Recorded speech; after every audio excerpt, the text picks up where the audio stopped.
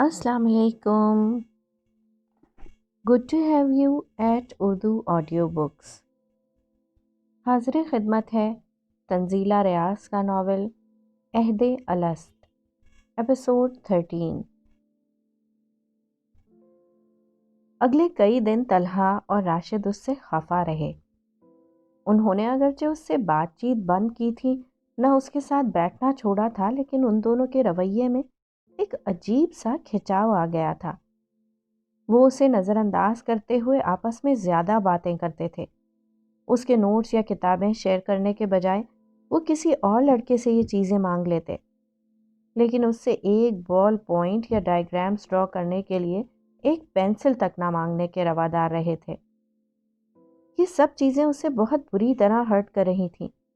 वो भी अगर बाकायदगी से कॉलेज जा रहा होता या उसका हल्का अहबाब उन दोनों के अलावा किसी और दोस्त पर भी मुश्तमिल होता तो शायद उन दोनों के अंदाज उसके लिए काबिल बर्दाश्त होते, मगर अब तो वो उन दोनों की इस ज़रा सी खफगी से भी अधमुआ हुआ जा रहा था। वो उन्हें बिला वजह मुखातिब करने की कोशिश करता, उनकी हर बात पर मुस्कुराने की कोशिश करता और उनके कहे बगैर उनकी जनरल और बुक्स बनाने के लिए तैयार हो जाता, मगर वो सर्द मोहरी जो उन दोनों के अंदाज में आती जा रही थी, वो किसी तौर पर ख़त्म होने में ही नहीं आ रही थी। उन दोनों को खुश करने के लिए उसने बेहद डरते डरते अब्बू से एक मर्तबा फिर दोस्ती के नाम पर एक इजाज़त हासिल करने की कोशिश की। वही हुआ ना जिसका मुझे डर था। उसके अब्बू सुनते ही भड़क उठे। मैंने कहा था ना कि कॉलेज या एकेडमी को तफरी की जगह मत समझना। तुम समझते हो मैं कॉलेज में पहुंच गया, बस अब हर काम की आज़ादी है, पढ़ाई की कोई फिक्र नहीं और दोस्तों में वक्त बर्बाद करने का शौक। ये दोस्त कुछ नहीं देंगे तुम्हें। खबरदार जो दोबारा मुझसे कोई ऐसी बात की तो मैं अब दोबारा ना सुनूं कि तुमने किसी दोस्ती को इतना आगे बढ़ाया कि नौबत घर आने जाने तक पहुंच जाए। वो हमेशा दो टोक लहजे में नसीहत करते थे। उनके यहाँ कभी किसी दलील की गुंजाइश नहीं होती थी। ये पंदो नसाह उसे हमेशा सर झुकाकर आंसू पीने पर मजबूर कर देते थे। लेकिन पहली बार उसने सर झुकाया था ना, उसकी आंखों में नमी चमकी थी। वो चंद लम्हे खाली खाली नजरों से अब्बू की जानिब देखता रहा। अब्बू के लहजे में ही नहीं, उनके चेहरे के नकूश में भी एक सख्ती और दुरुस्तगी थी। उसने उनके चेहरे से नजरें हटा लीं। वो उनके चेहरे की जानिब नहीं देखना चाहता था। वो कमरे से ही बाहर निकल आया था। अब्बू की डांट ने पहली बार उसे खौफजदा नहीं किया था। दोस्तों की खफगी उसे ज्यादा डरा रही थी, लेकिन चंद दिन बाद उन दोनों का रवैया उसके साथ खुद ब खुद ठीक हो गया था। सर्द मोहरी की बर्फ पिघलने लगी थी, मगर अब उसका दिल चाहने लगा था कि वो दोनों उसको उस तरह ट्रीट करें जैसे वो एक दूसरे को करते थे। तलहा और राशिद के फैमिली टर्म्स भी थे। वो दोनों ही एक दूसरे के घर नहीं जाते थे, बल्कि उनके वालिदैन भी फारिग औकात में एक दूसरे के साथ वक्त गुजारना पसंद करते थे। वो एक दूसरे को अक्सर अपने घरों में मदऊ करते थे। उन्होंने उसको बताया था कि वो दोनों शॉपिंग एक साथ करते थे। वो दोनों एक दूसरे के जितना करीब थे, जाहिर है कि कुर्बत उसके साथ पैदा करने के लिए ज़रूरी था कि वो एकेडमी के अलावा भी उनके साथ उठता बैठता, जिसकी इजाज़त उसके अब्बू कभी नहीं देते, बल्कि वो तो उन्हें फ़ोन कॉल भी नहीं कर सकता था। जबकि उसका दिल चाहता था कि जो पुरखुलूस सा रिश्ता तलहा और राशिद के माबैन है, वैसा ही रिश्ता वो उनके साथ कायम कर सकता। उसकी बढ़ती हुई उम्र के तकाजे कि अब्बू के लिए फ़कत वक्त का ज़िया थे।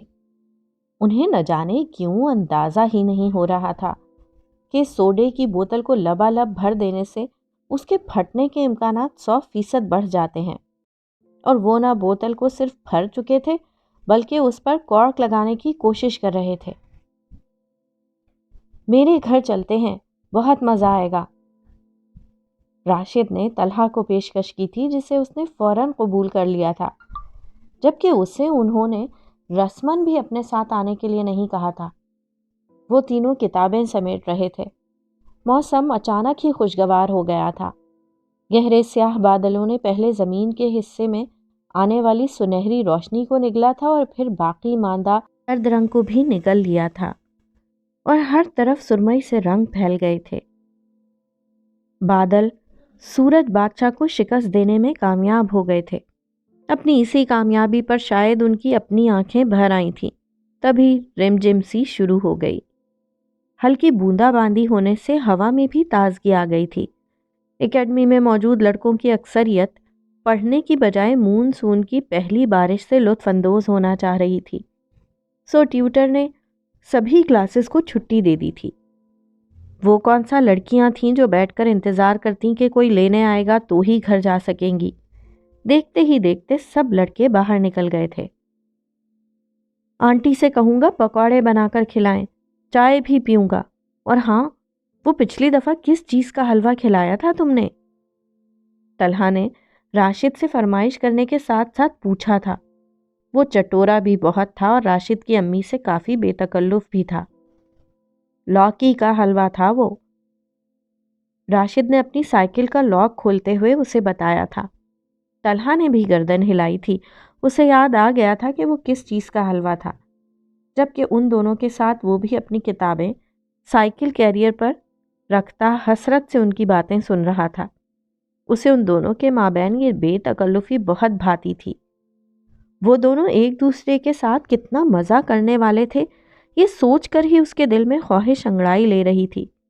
اس نے ایسی بے تکلف دوستی کا مزہ کبھی نہیں چکھا تھا، لیکن وہ چکھنا چاہتا تھا، مگر کیسے؟ اب وہ تینوں اپنی سائیکلوں پر سوار ہو رہے تھے۔ چند لمحوں بعد وہ اپنی اپنی سمتوں میں روانہ ہو جاتے۔ اس کے ذہن میں یکدم ہی ایک خیال آیا تھا، میں بھی اگر دونوں کے ساتھ چلا جاؤں تو کسی کو پتہ نہیں چلے گا۔ ابھی تو چھٹی میں 2 گھنٹے پڑے ہیں، میں وقت پر گھر پہنچ جاؤں گا۔ اگر ابو کو پتہ چل بھی گیا کہ آج جلدی چھٹی ہو گئی تھی تو میں کہہ دوں گا کہ میں اکیڈمی میں بیٹھ کر پڑھتا رہا تھا۔ ہاں، ایسا ہو سکتا ہے، بہت مزہ آئے گا، اس نے سوچا تھا۔ نہ جانے کیسے سوچا تھا ایسا بہانہ، پہلے کبھی نہیں بنا پایا تھا وہ۔ جھوٹ بولنے کے لیے ایک سمت درکار تھی جو اس کے پاس نہیں تھی، لیکن یہ کوئی ایسی چیز نہیں تھی جو وہ کسی دکان سے خرید لاتا۔ اسے اپنے اندر یہ چیز اپنے آپ پیدا کرنی تھی۔ وہ خود کو آزمانا چاہتا تھا۔ میں بھی چلوں تمہارے ساتھ؟ اس نے سوچنے میں زیادہ وقت لگایا تھا، مگر کہنے میں ایک لمحہ بھی نہیں۔ تم ہمارے ساتھ؟ میرا مطلب ہے راشد کے گھر؟ طلحہ کے لہجے اور راشد کی آنکھوں میں بے یقینی تھی۔ تم چلو گے میرے گھر؟ راشد نے بھی بے یقینی سے اس کی جانب دیکھا۔ اس نے جھیپتے ہوئے اسبات میں سر ہلا دیا تھا۔ ہاں ضرور چلو، بہت مزہ آئے گا، میں تمہیں کمپیوٹر دکھاؤں گا، میری خالہ نے نیو یارک سے بھیجا ہے۔ راشد اسے پرجوش لہجے میں بتا رہا تھا۔ وہ تینوں اپنی اپنی سائیکل پر سوار ہو گئے تھے۔ وہ شام اس کی زندگی کی بہترین شام تھی۔ اپنے دوستوں کے ساتھ اس نے زندگی کے ایک نئے رخ سے متعارف ہونے کی کوشش کی تھی۔ اس کے لیے اطمینان بخش بات یہ تھی کہ اس کے ابو اس کی اس سرگرمی سے قطعاً بے خبر رہے تھے۔ یہ شام اسے طلحہ اور راشد کے مزید قریب لے آئی تھی۔ تم اپنے بارے میں کبھی کچھ نہیں بتاتے۔ وہ تینوں کسی بات پر ہنس رہے تھے جب طلحہ نے اچانک کہا، کیا بتاؤں؟ تم تو پہلے ہی میرے بارے میں کافی کچھ جان چکے ہو۔ وہ مسکراتے ہوئے بولا تھا۔ دل ہی دل میں اسے طلحہ کا یہ شکوہ بہت اپنائیت بھرا لگا تھا۔ جی نہیں، کچھ نہیں جانتے ہم۔ سچ تو یہ ہے کہ تم اپنے بارے میں کبھی کوئی بات کرتے ہی نہیں ہو۔ طلحہ نے اس کی تردید کی تھی۔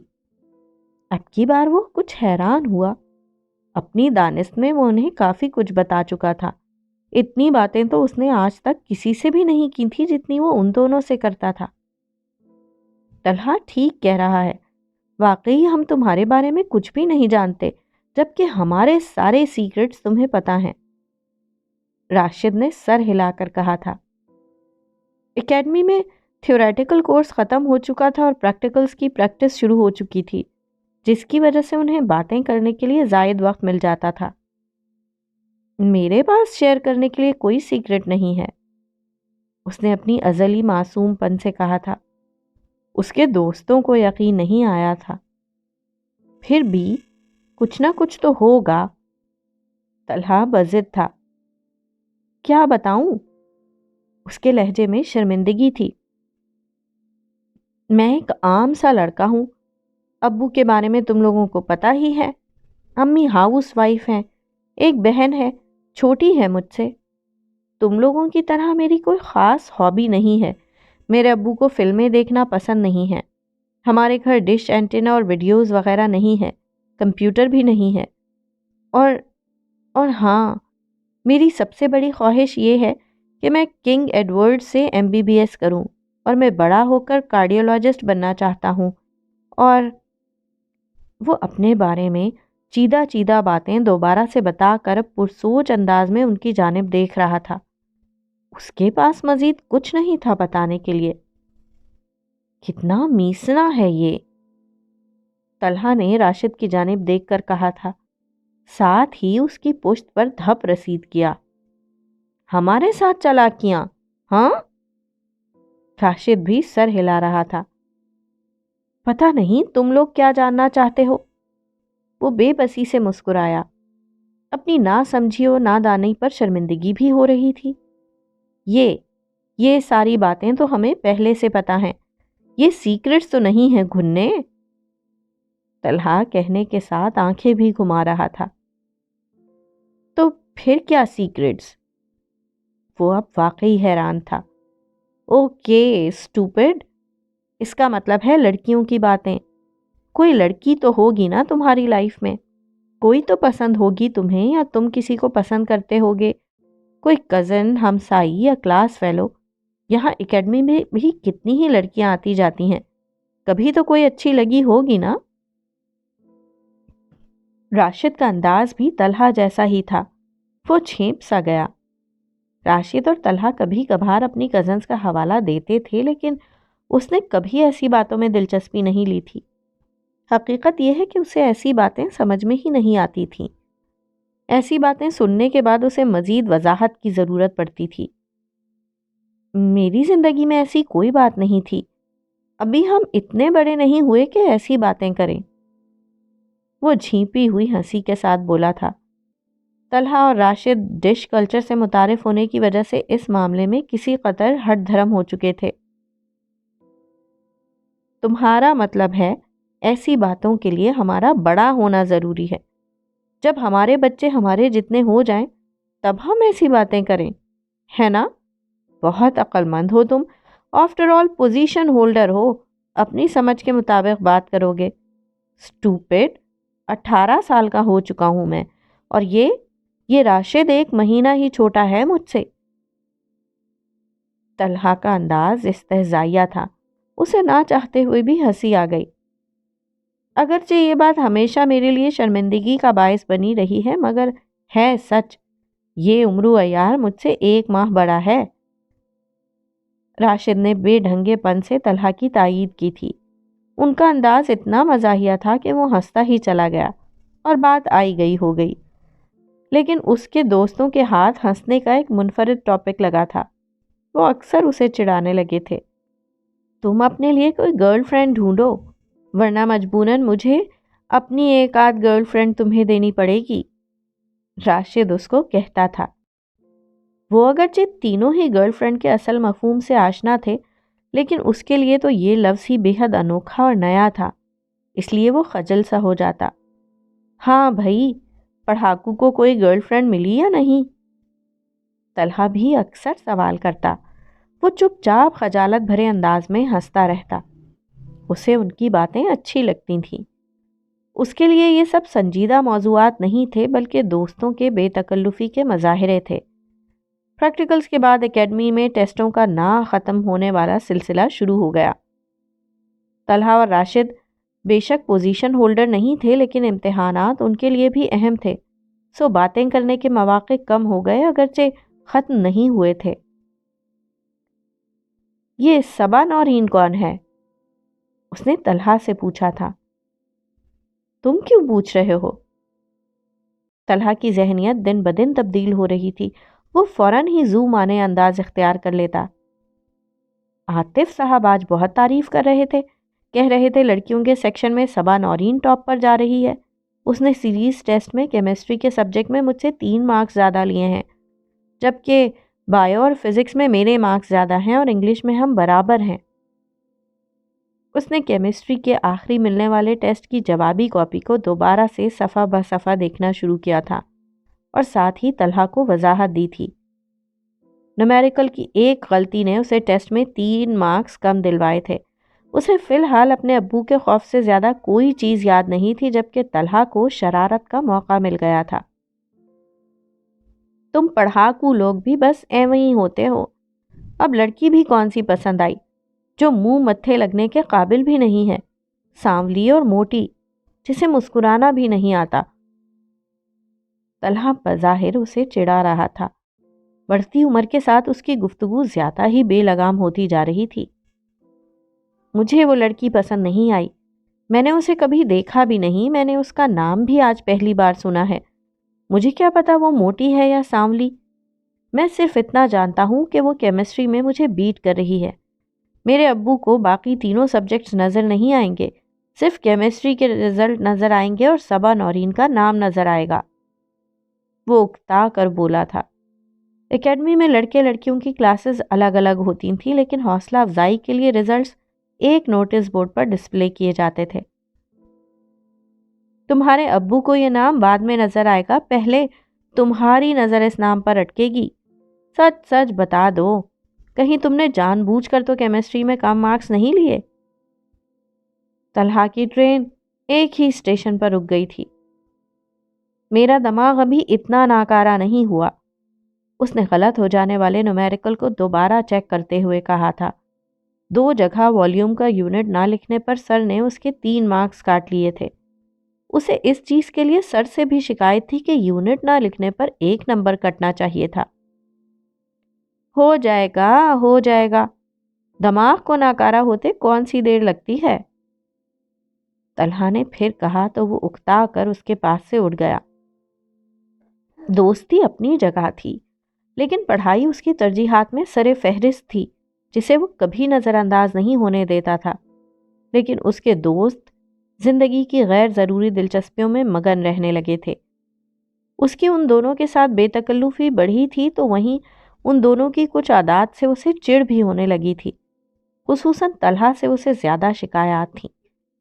طلحہ کافی منہ پھٹ تھا اور پڑھائی کے لیے اتنا سنجیدہ نہیں تھا جتنا کہ شروع میں نظر آتا تھا. اونچے قد کاٹ اور تیکھے نین نقش والا طلحہ بلا شبہ خوش شکل لڑکوں میں شمار ہوتا تھا. لیکن مسئلہ یہ تھا کہ وہ اپنی اس خوبی کے زوم میں کچھ زیادہ ہی مبتلا رہنے لگا تھا. نچلے درجے کے فیشن اور شوبز میگزینز پڑھ پڑھ کر وہ خود کو کسی فلمی ہیرو سے کم نہیں سمجھتا تھا. اس کی گفتگو بھی فلمی جوکس اور فلمی گوسپس کے گرد گھومتی تھی. تبھی اس کے منہ سے ایک لڑکی کا نام سن کر اور اس کے متعلق استفسار سن کر وہ بلا وجہ اسے اس لڑکی کا نام لے کر چھیڑنے لگا تھا. فرسٹ ایئر کا رزلٹ آنے ہی والا تھا، اسی لیے اکیڈمی کے ٹیچرز اکثر اپنے بہترین اسٹوڈنٹس کا ذکر لیکچر یا پریکٹیکل کے دوران کرتے تو صبا نورین کا نام بھی بکثرت سننے کو ملتا. جب بھی یہ نام سنائی دیتا طلحہ خواہ مخواہ زو مانیت سے اسے تکنے لگتا، کوہنی مار کر متوجہ کرنے کی کوشش کرتا یا آنکھیں گھما گھما کر مسکرانا شروع کر دیتا. وہ ان کی ایسی حرکات کو نظر انداز کرتا، مگر کبھی کبھی اسے ہنسی بھی آ جاتی جس سے انہیں مزید شے ملتی. یہ سلسلہ شاید اسی طرح چلتا رہتا، مگر فرسٹ ایئر کے رزلٹ نے یک دم ہر چیز پر بڑا سا فل سٹاپ لگا دیا تھا. مجھے تم سے یہی امید تھی، ابو نے مایوسی سے سر ہلاتے ہوئے کہا تھا. وہ کبھی اسے دیکھتے تھے اور کبھی ہاتھ میں پکڑی مارک شیٹ دیکھنے لگتے تھے. ان کے سامنے میز پر اس لڑکی کی مارک شیٹ پڑی تھی جس نے بورڈ میں فرسٹ پوزیشن حاصل کی تھی، جبکہ وہ اس بار تیسری پوزیشن حاصل کر پایا تھا. اس کے ابو ان لوگوں میں سے تھے جن کے لیے تیسرا درجہ آخری ہوتا ہے. اس کے اوپر نیچے یا درمیان میں کچھ نہیں ہوتا، اس لیے اس کی تیسری پوزیشن ان کے لیے کوئی کارنامہ نہیں تھا. وہ ہمیشہ کی طرح اس پر برس رہے تھے اور یہ سلسلہ تب سے جاری تھا جب سے رزلٹ باقاعدہ اناؤنس کیا گیا تھا۔ آج وہ نہ جانے کس طرح فرسٹ اور سیکنڈ آنے والی لڑکیوں کی مارک شیٹ نکلوا لائے تھے اور اب ایک بار پھر اس پر برس رہے تھے۔ تم نے ثابت کر دیا ہے کہ تم لاتوں کے بھوت ہو، تم سے نرمی برتنے کا مطلب ہے غلطی، صرف غلطی۔ انہوں نے اس کی مارک شیٹ اس کے پاؤں میں پھینک دی تھی۔ وہ پہلے ہی سر جھکائے کھڑا تھا۔ مارک شیٹ قدموں میں گرتے ہی اس نے گردن مزید جھکا لی تھی۔ مارک شیٹ پر لکھا اس کا اپنا نام اسے ذرا سا دھندلایا ہوا لگ رہا تھا، حالانکہ اس کی آنکھوں میں نمی نہیں تھی۔ ابھی تک ابو نے اسے ایک بھی تھپڑ رسید نہیں کیا تھا۔ وہ شاید آج صرف لفظوں کی مار سے اسے گھائل کرنے کا ارادہ رکھتے تھے۔ میری محنت کا یہ صلہ دیا ہے تم نے مجھے، لوگوں کو باتیں بنانے کا اچھا موقع مل گیا۔ تم اپنی نہ صحیح میری عزت کا خیال کر لیا کرو، لیکن نہیں، تم کیوں ایسا کرو گے؟ تمہیں تو موقع چاہیے باپ کو ذلیل کرنے اور کروانے کا۔ سب لوگ کہتے تھے کہ اسے کسی بڑے کالج میں داخل کرواؤ۔ میں نے کہا نہیں، بڑے کالج میں ایڈمیشن کا مطلب ہے الٹی سیدھی سرگرمیوں میں وقت ضائع کرنا۔ 36 طرح کی سوسائٹیاں بنی ہوتی ہیں ایسے کالجز میں، بچوں کو گھیر گھار کر اس میں شامل کر لیتے ہیں اور پھر ان کا وقت ضائع کرتے ہیں۔ لیکن مجھے نہیں پتا تھا کہ میرا بیٹا کسی سوسائٹی کا حصہ بنے بغیر بھی یہ کام اچھے طریقے سے کر سکتا ہے۔ میں ذرا مصروف کیا ہوا، تمہیں تو پر پرزے نکالنے کا موقع مل گیا۔ ان کا لہجہ سرد تھا مگر الفاظ شعلوں کی طرح گرم تھے۔ اسے اپنے ماتھے پر پسینے کی نمی محسوس ہونے لگی تھی۔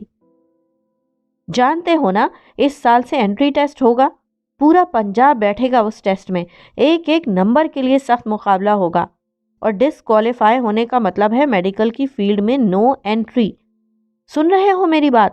ایک ایک نمبر کا مقابلہ ہے۔ ایک بات غور سے سن لو، میں دوبارہ نہیں دہراؤں گا۔ اگر تم میرٹ لسٹ پر نہ آ سکے تو میں بخشوں گا نہیں تمہیں، اپنے ہاتھوں سے گولی مار دوں گا۔ اس کے ابو بھول گئے تھے کہ بخشنے کا اختیار صرف اوپر والے کے ہاتھ میں ہے۔ وہ اپنا غصہ اپنے بیٹے پر اتار رہے تھے، جبکہ بیٹا ان کی باتوں پر پہلی بار اتنا غمگین نہیں ہوا تھا۔ اس کے لیے اس کے ابو کی باتیں جوہر کے پانی کی طرح تھیں، سڑی ہوئی اور بدبودار، جو اسے سرد اور ذہنی تعفن کے علاوہ کچھ نہیں دیتی تھیں۔ اس نے فرسٹ آنے والی لڑکی سے 8 نمبر کم لیے تھے۔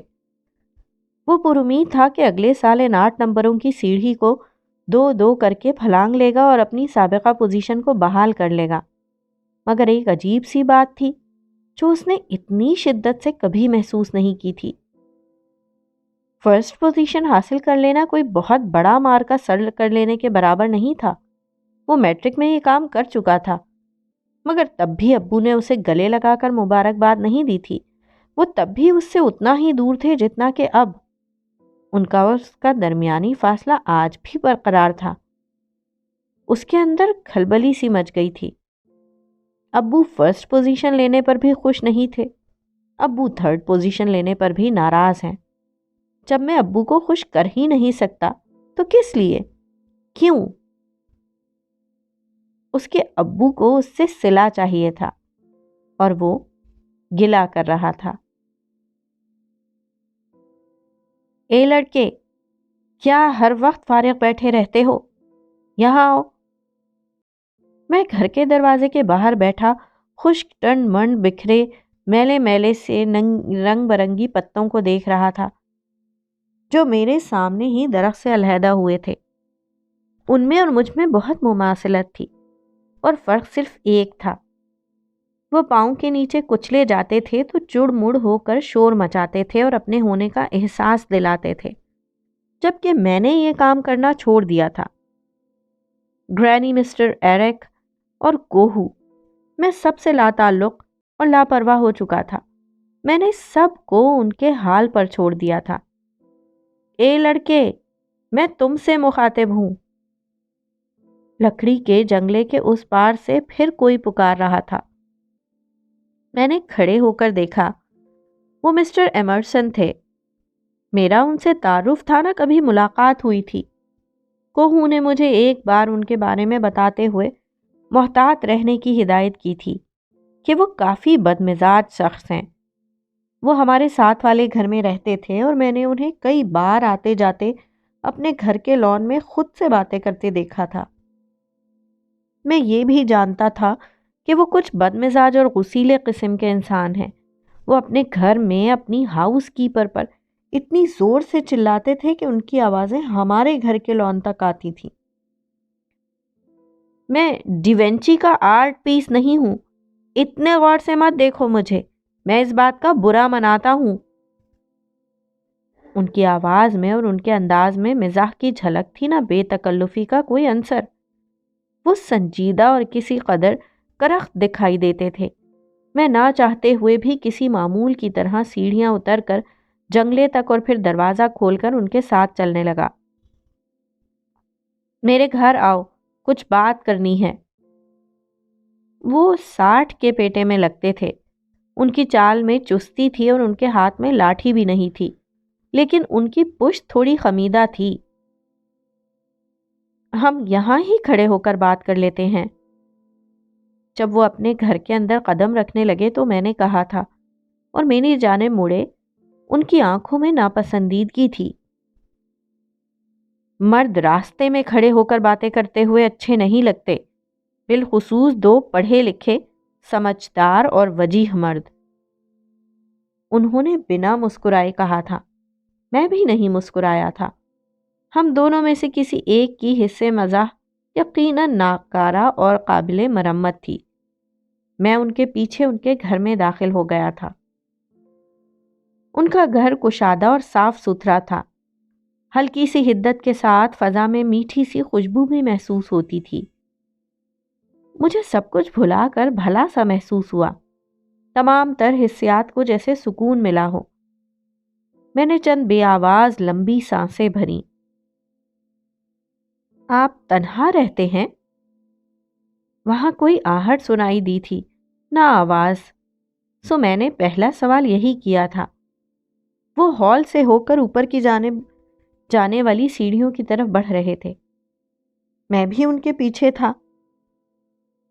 میں گناہ گار ہوں نہ فرشتہ، میں کیوں رہوں تنہا؟ وہ مجھے جتا رہے تھے۔ مجھے ان کے اس جملے کے ابہام نے الجھا دیا۔ میں معافی چاہتا ہوں، لیکن مجھے کوئی نظر نہیں آیا تھا، اس لیے میں نے پوچھ لیا۔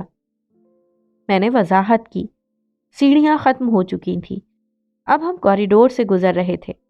دیوار پر جا بجا چھوٹے بڑے فریم آویزاں تھے۔ ہر چیز میں بہت سلیقہ اور قرینہ نظر آ رہا تھا۔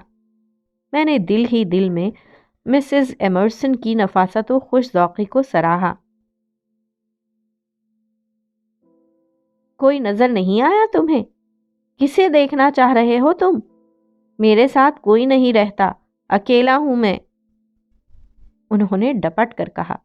میں نے چونک کر ان کی جانب دیکھا، لیکن چونکہ میری جانب ان کی پشت تھی سو میں ان کا چہرہ نہیں دیکھ پایا۔ وہ ایک دروازہ کھول کر اندر داخل ہو گئے۔ آپ نے خود ہی تو کہا تھا کہ آپ اکیلے نہیں رہتے، آپ گناہ گار ہیں نہ فرشتہ، میں نے انہیں یاد دلایا۔ ایسا لگ رہا تھا جیسے میرے سامنے مسٹر ایمرسن نہیں بلکہ گرینڈ پا کھڑے ہوں۔ میں ان کے ہمراہ جس کمرے میں داخل ہوا تھا وہ دراصل ایک بڑی سی لائبریری تھی۔ چاروں دیواروں کے ساتھ چھت تک کتابیں ہی کتابیں تھیں۔ ایک جانب آرام چیئر تھی جبکہ دوسری جانب اسٹڈی ٹیبل تھی جس پر ایک کتاب اوندھی پڑی تھی۔ ایک الگ کارنر میں رائٹنگ ٹیبل بھی نظر آ رہی تھی۔ میں اکیلا رہتا ہوں مگر تنہا نہیں ہوں، دونوں باتوں میں فرق ہے، اور میرے پاس نہ تو اتنا دماغ ہے نہ وقت کہ میں اس فرق کو تم جیسے احمق کو سمجھا سکوں۔ ان کی آواز میں غصہ نہیں چھلکتا تھا، لیکن الفاظ وہ غصیلے ہی استعمال کرتے تھے۔ یہ میری دنیا ہے، اسے صاف کرنے کے کتنے پیسے لوگے؟ انہوں نے میرے تاثرات کی پرواہ کیے بنا پوچھا تھا۔ اپنی دنیا کو گندا کرنے کے کتنے پیسے خرچ کیے تھے آپ نے؟ میں ان کی پہلی بات پر غصے میں تھا، اس لیے میں نے انہی کے انداز میں پوچھا تھا۔ انہوں نے مڑ کر بغور میرا چہرہ دیکھا اور پھر دوسری جانب مڑے۔ تمہارا مطلب ہے کہ جتنے پیسے اس کو گندا کرنے میں لگے ہیں اتنے ہی پیسے لے کر تم اسے صاف کرو گے؟ وہ ایک ریک کی جانب بڑھ رہے تھے۔ مجھے لگا وہ اپنی مسکراہٹ چھپا رہے ہیں۔ میں خاموش رہا۔ اس حساب سے تمہیں ایک پینی بھی نہیں ملے گی۔ وہ اب کتاب اٹھا رہے تھے۔ ایک پینی چاہیے بھی کسے؟ میں نے کہا۔ تو پھر؟ ان کی پشت میری جانب اور ساری توجہ کتاب کی طرف تھی جسے وہ اپنے ٹراؤزر سے رگڑ کر نادیدہ مٹی صاف کر رہے تھے۔ کیا مطلب ہے تمہارا؟ کتاب صاف کر کے انہوں نے ریک میں رکھ دی اور میری جانب مڑے۔ پہلے آپ کام بتائیے، میں نے بنا سوچے سمجھے کہا۔ مجھے ان سے باتیں کرنے میں مزہ آ رہا تھا۔ مہینوں بعد شاید کسی سے اتنی باتیں کی تھی میں نے۔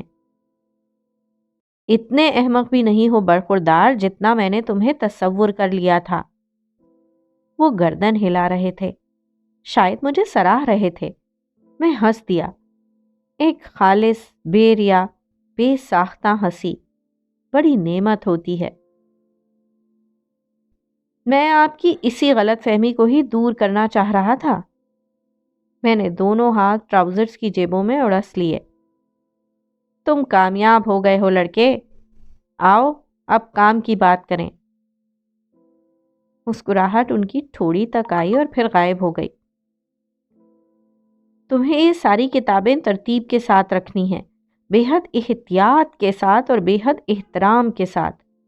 اس میں کچھ کتابیں مقدس ہیں اس لیے ان کا احترام کرنا ہے، اور کچھ بہت بوسیدہ ہو چکی ہیں اس لیے ان کی احتیاط کرنی ہے، اور باقی بچ جانے والی کتابیں مجھے اپنی جان سے بھی زیادہ عزیز ہیں، اس لیے تم پر ان کا احترام بھی لازم اور احتیاط بھی۔